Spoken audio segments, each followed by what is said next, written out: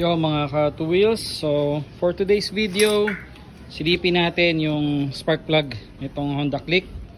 Kaka-remap lang to, so moment of truth kasi before pina-remap to naka-ano to open pipe na yan.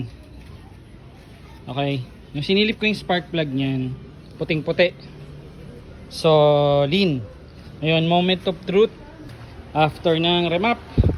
So kailangan nyo lang naman ng 19mm tsaka spark plug socket, pantanggal ng spark plug remover. Okay, so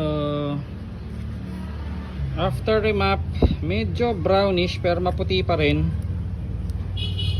yung kanyang spark plug, pero in terms of takbo malaking difference. Kapag high RPM may power pa rin, may power na siya as in, so walang hesitation. Pero yun nga lang, para sa akin lean pa rin to. Maganda ikabit na lang yung silencer para at least mabawasan yung yung lumalabas na hangin. So yeah, yun lang muna.